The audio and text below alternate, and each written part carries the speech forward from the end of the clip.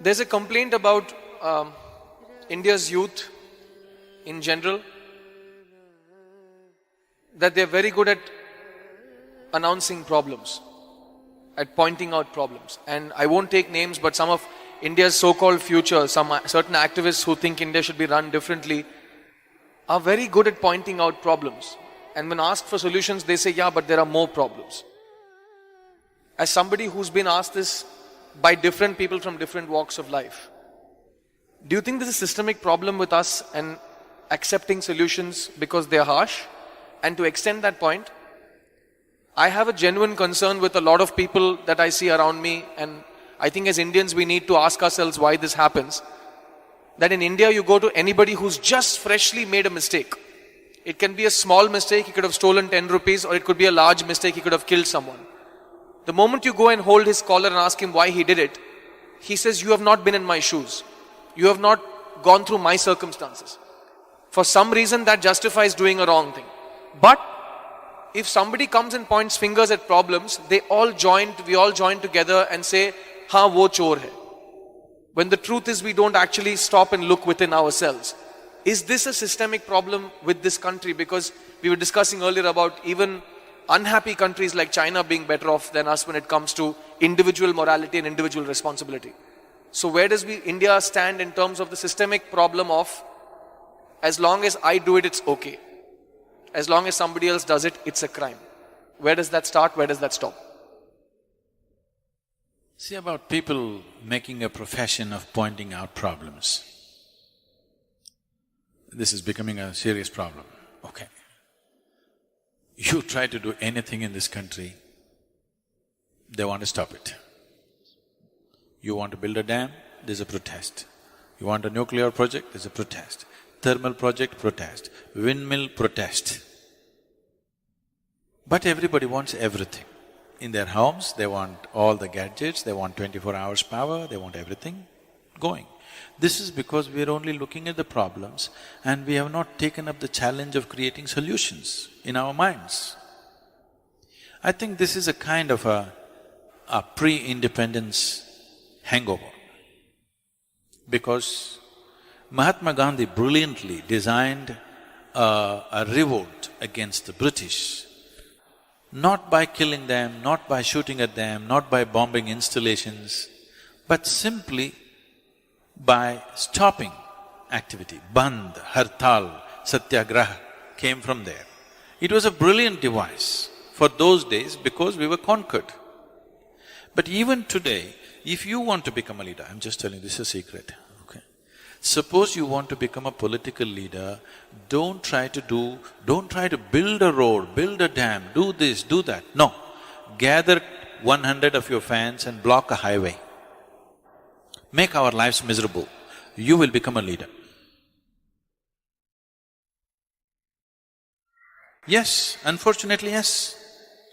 You stop the train, you stop the road, you cut the water, cut the electricity, you will become a leader.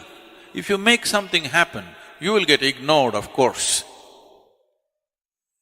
Making the nation go and making the nation stop are two different kinds of technologies.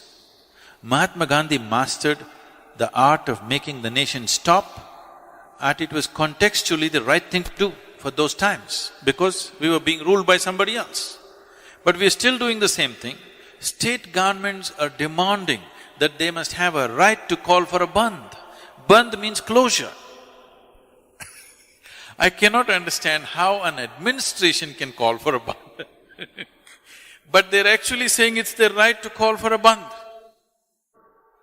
Close down something and you'll rise in your prominence. This must change. We should never identify people who stop something in this country as leaders. This must be done by all the citizens. Whoever stops something in this nation should never ever be our leader. Whoever makes things happen in this country, he must be the leader, isn't it? Namaskar, Sadhguru. So, regarding the situation in China and right now all around the world regarding the coronavirus, so it has created a lot of tension in China. And also, in other countries, the Chinese has faced a lot of discrimination. So can you give some advice regarding the situation right now to the Chinese? Thank you. Well, it's an unfortunate reality, but this is happening a bit too often. 2003 there was SARS, 2012 there was MERS, now there is Corona, new names, but same threat, largely coming from the same sources.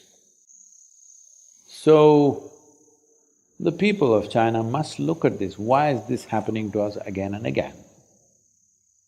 Well, there is right now a very severe influenza, nearly 15 million Americans are infected. But people are not so excited about it because it's not killing at the same rate. Very old people, children may die sometimes, but it's not killing like this.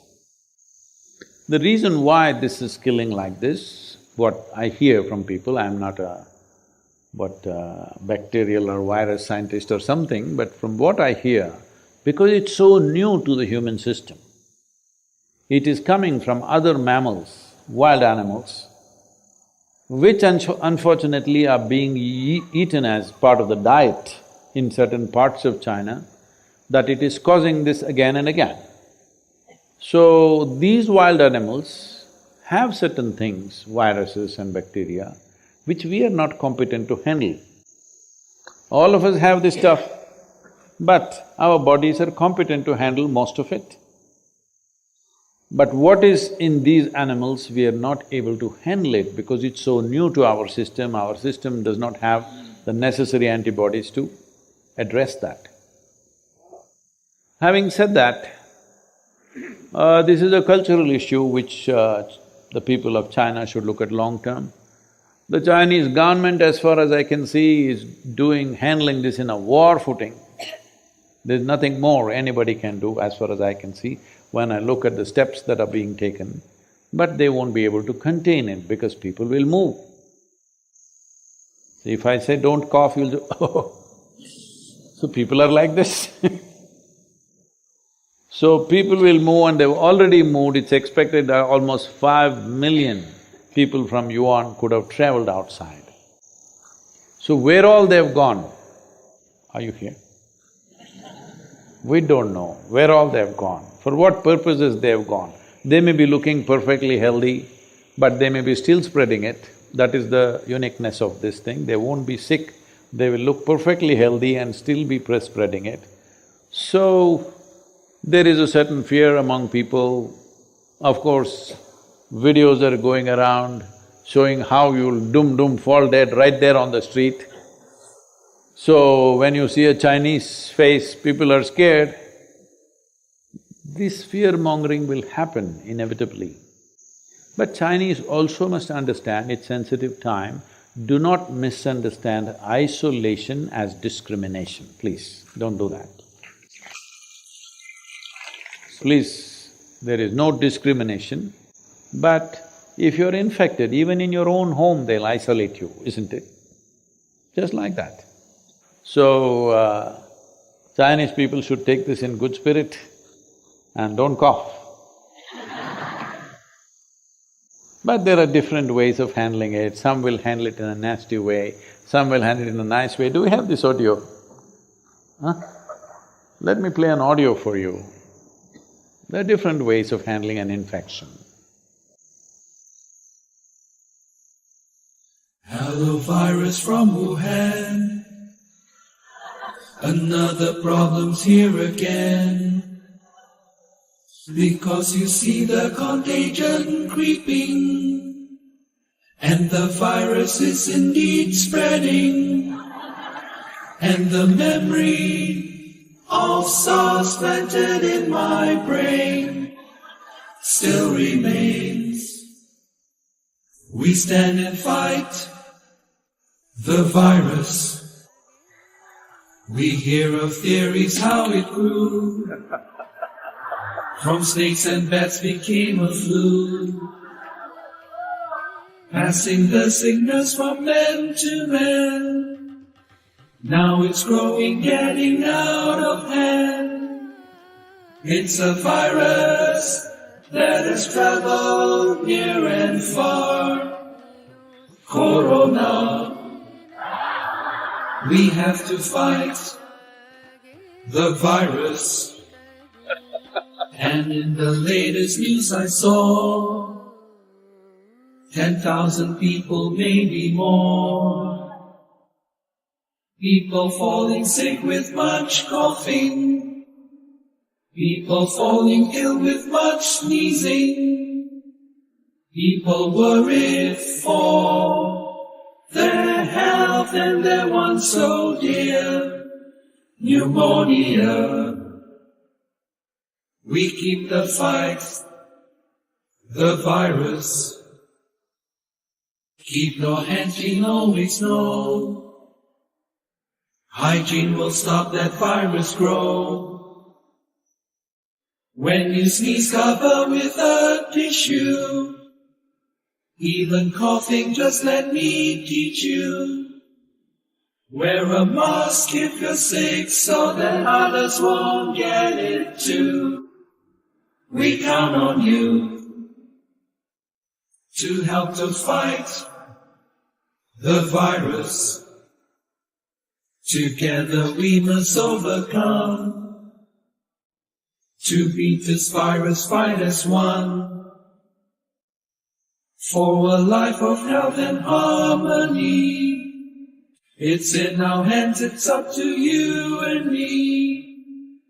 For the health of our land, of our friends and family, humanity, we will win this fight, the virus.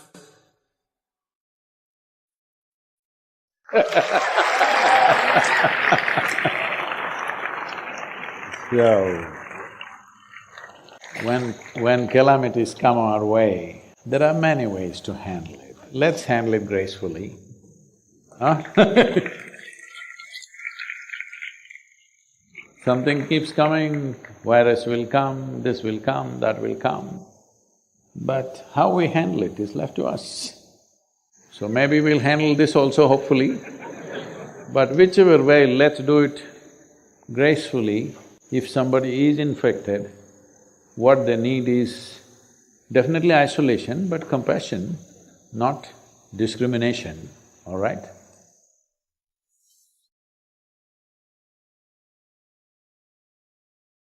We appreciate your presence and active participation. Let's continue this journey together, exploring new horizons and sharing our light with the world.